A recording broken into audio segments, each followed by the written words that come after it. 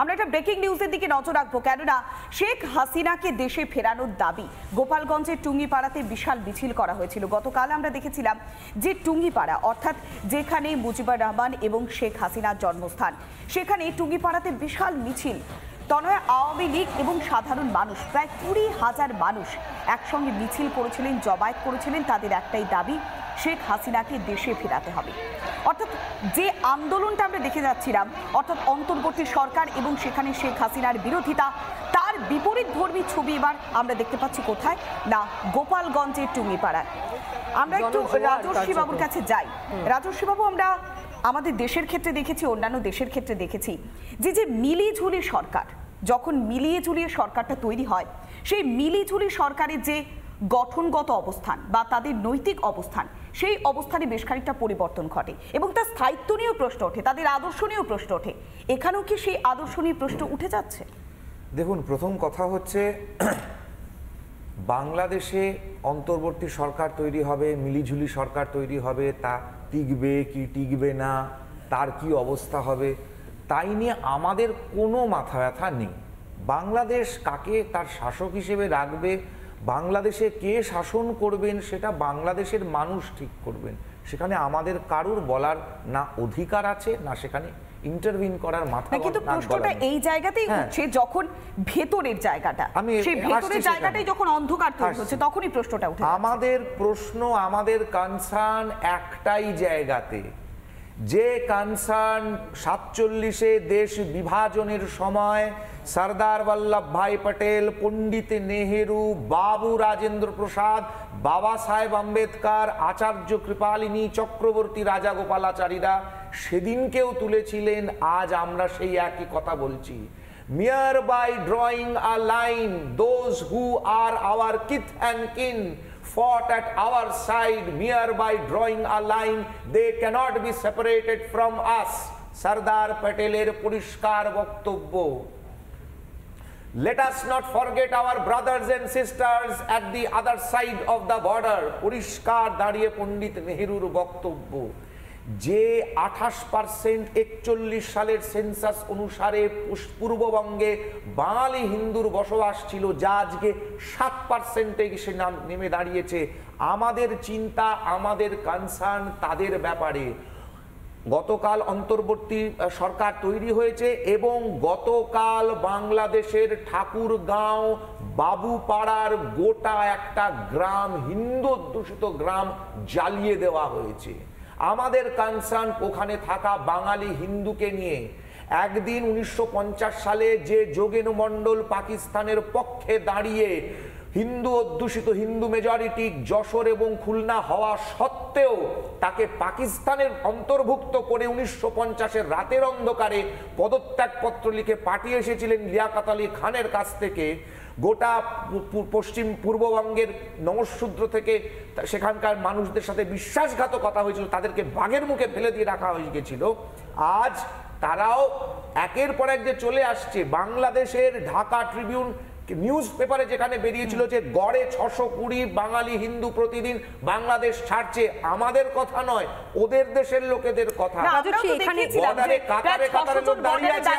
আমরাও দেখিয়েছিলাম তনয়া সেই ছবিটা, যে একদম সীমান্তের কাছে 600 জন দাঁড়িয়ে রয়েছে, সেই কারণে বিএসএফ এর তরফ থেকে নিরাপত্তাটা আঁটোসাঁটো করতে হচ্ছে। তনয়া, একদমই তাই। রাজবাবু, এখান থেকে একটা প্রশ্ন, বাংলাদেশের মানুষজন যেভাবে তথ্যগুলো উঠে আসছে এবং এর সত্যতা বা মিথ্যে, এই গোটা বিষয়টা আমরা যাচাই করছি না, কিন্তু বিষয়টা হচ্ছে যে ছবিগুলো আমরা চোখের উপরে দেখতে পাচ্ছি, তার প্রেক্ষিতে দাঁড়িয়ে একটা ধারণা করা সম্ভব হচ্ছে যে এই মুহূর্তে সেখানে কি চলছে। আপনারা হয়তো দেখেছেন, যেহেতু মোবাইল সার্ফিং আপনিও করেন, কিন্তু যে পরিস্থিতি সৃষ্টি হয়েছে তারপর গিয়ে এই যে শরণার্থীরা যে ভিড় করে দাঁড়িয়ে রয়েছে, যে করেই হোক না কেন পরি কি মরি করে তারা এপারে আসতে চাইছেন, কেবলমাত্র একটাই কারণে, কারণ জানেন যদি এপারে আসা যায় তাহলে হয়তো প্রাণে তারা রক্ষা পাবেন, শুধুমাত্র এই কারণে। কিন্তু কোথাও গিয়ে কেন্দ্র সরকারের পাশাপাশি রাজ্য সরকারের একটা ভূমিকা রয়েছে। যদি পশ্চিম বাংলা দিয়ে তারা ঢোকে, সেটাও তো খুব একটা সুখকর হবে বলে মনে হয় না। এটা তো আপনি মানবেন বিষয়টাকে। এখন হচ্ছে যে দেখুন, এখানে কয়েকটি পয়েন্ট আছে। নাম্বার 1, যেটা বলার চেষ্টা করছেন যে হিন্দুদের উপরে অত্যাচার হচ্ছে, যে এটা সম্পূর্ণ ভুল, যে শুধু হিন্দুদের উপরে অত্যাচার হচ্ছে। আচ্ছা, তাই যদি হয় তাহলে শেখ মুজিবুর রহমানের যে মূর্তি ভাঙা হচ্ছে, শেখ মুজিবুর রহমান কে? উনি কি হিন্দু? হিন্দু নন তো। শেখ হাসিনা দেশ ছেড়ে পালিয়ে এসছেন, উনি কি হিন্দু? হিন্দু নন। একজন মন্ত্রী এয়ারপোর্টে অ্যারেস্ট হলো, তিনি কি হিন্দু? হিন্দু নন। অনেক এমপি যারা মারা গেছে তারা কেউ হিন্দু নয়। অর্থাৎ শুধু হিন্দু রাজবাবু আমরা দেখিয়েছিলাম মুসলমানকে গতকাল আমরা আলাদা করে এক্সক্লুসিভ নয়। রিপাবলিক বাংলায় ওয়ার্ল্ড এক্সক্লুসিভ শুনিয়েছিলাম শেখ হাসিনার ছেলের বক্তব্য। তিনি না, না, স্পষ্ট বলছেন যে যে পরিস্থিতি তৈরি হচ্ছে তাতে আওয়ামী লীগ এতদিন তাদেরকে সাপোর্ট করেছিল, আওয়ামী লীগ তাদেরকে নিরাপত্তা দিয়েছিল, কিন্তু বিএনপি জামাতের সঙ্গে যুক্ত এবং সেই কারণেই পরিস্থিতি তৈরি হচ্ছে। লড়াইটা হচ্ছে আওয়ামী লীগ এবং বিএনপি। এখানে হিন্দু বা মুসলমান বা সংখ্যালঘুর বিষয় না, বিষয়টা হলো যে তাদের একটা রাজনৈতিক লড়াই, সেই লড়াইয়ের মধ্যে সেখানে সংখ্যালঘু, সেখানকার হিন্দুরাও থাকে, সেখানকার মুসলমানরা যারা আওয়ামী লীগকে সাপোর্ট করে তারাও থাকে। আরেকটু বলতে উনি অনেকক্ষণ বলেছেন। তো আমাদের শিয়ালদা স্টেশনের বাইরেও দেখবেন যে সে মুজিবুর রহমানের মূর্তি এবং আমাদের গান্ধীজির মূর্তি। অর্থাৎ আমরা মুজিবুর রহমানকে সারা বিশ্বের মানুষ সম্মান করে, এমন একজন মানুষকে তার মূর্তিও ভাঙা হচ্ছে, কিন্তু বাংলাদেশের মানুষ সম্মান করছেন না। আর এই বিজেপি যেটা বলছে, না যে ছবিটা গণভবনের যে ছবিটা দেখেছিলাম, সংসদ ভবনের যে ছবিটা দেখেছিলাম, এই ছবিটাকে আপনি স্বাভাবিক বলবেন? না, অত্যন্ত খারাপ এবং অত্যন্ত নিন্দনীয়। এরকম ঘটনা কোনো দেশে কখনোই যেন না ঘটে এবং বাংলাদেশ যেন স্বাভাবিক খুব তাড়াতাড়ি হয়। কিন্তু বিষয়টা হচ্ছে যে এই জিনিসটাকে নিয়ে ভারতীয় জনতা পার্টি এটা রাজনীতি করতে নেমে গেছে। তারা এখানে ঘোলা জলে মাছ ধরা শুরু করে দিয়েছে। আপনারা কিরকম মাছ ধরতে চাইছেন ঘোলা জলে? তাহলে আমি পূর্ববঙ্গের শেকড় থাকা একটা বাঙাল পরিবারের ছেলে, আমাকে জিজ্ঞাসা করুন আমার ঠাকুর দাদার ঠাকুমা খোপার মধ্যে শুধুমাত্র শালগ্রাম শিলাটা লুকিয়ে নিয়ে চলে এসেছে।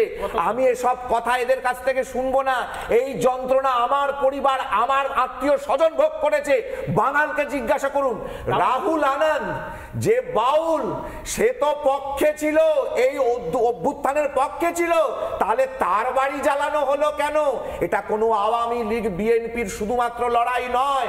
যদি সেটা হতো তাহলে একাধিক সংখ্যালঘু সম্প্রদায়ের মানুষ যারা ওখানে দাঁড়িয়ে পাশে দাঁড়িয়েছিল, এই হচ্ছে তৃণমূল বিপাকে পড়ে গেছে।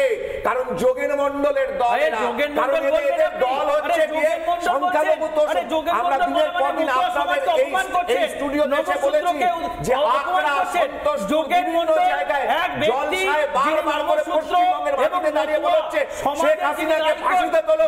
তাদের বিরুদ্ধে কেন অ্যাকশন নিচ্ছে না মমতা বন্দ্যোপাধ্যায়? কারণ এরা হচ্ছে সেই দল, কারণ যারা একজন জামাতকে, একজন ব্যাংক সংগঠনের মানুষকে তারা পাঠাচ্ছে দিল্লিতে রাজ্যসভার এমপি করে। ডক্টর মনমোহন সিং, রাজনাথ সিং বিরোধিতা করা সত্ত্বেও মমতা বন্দ্যোপাধ্যায় শোনেননি। আমি রাজশ্রী আসবো, রাজশ্রী আসবো, 10 সেকেন্ড চেয়েছেন রাজশ্রী আসবো, রাজশ্রী আসবো। বাঙালকে ভোট ব্যাংক সিপিএম করেছে, বাঙালকে ভোট ব্যাংক মমতা ব্যানার্জি করেছে। রাজশ্রী আসবো, 10 সেকেন্ড নিয়ে আমি একটা ছোট্ট বিরতিতে যাব। 10 সেকেন্ড। আমি বলছি যে রাজশ্রী বাবু যোগেন মণ্ডলকে অস্বীকার করছে, মানে সমগ্র মতুয়া নমশূদ্র সমাজ অস্বীকার করছে। যোগেন মণ্ডলের সঙ্গে ব্যারিস্টার পিয়া ঠাকুরের যে দৈনব, সেটা বিশ্ব সমাজ আন্দোলনকে লিড দিয়েছিলেন। পরিষ্কার দাঁড়িয়ে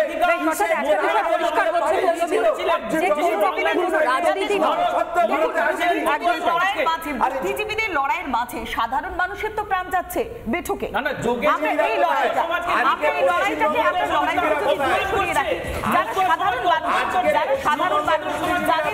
জ্বালিয়ে দেওয়া আমরা এই আলোচনা নিয়ে ফিরে আসবো, কিন্তু এখন সময় হচ্ছে ছোট্ট একটা বিরতির। রাজবাবু একটু জল খেয়ে নিন প্লিজ।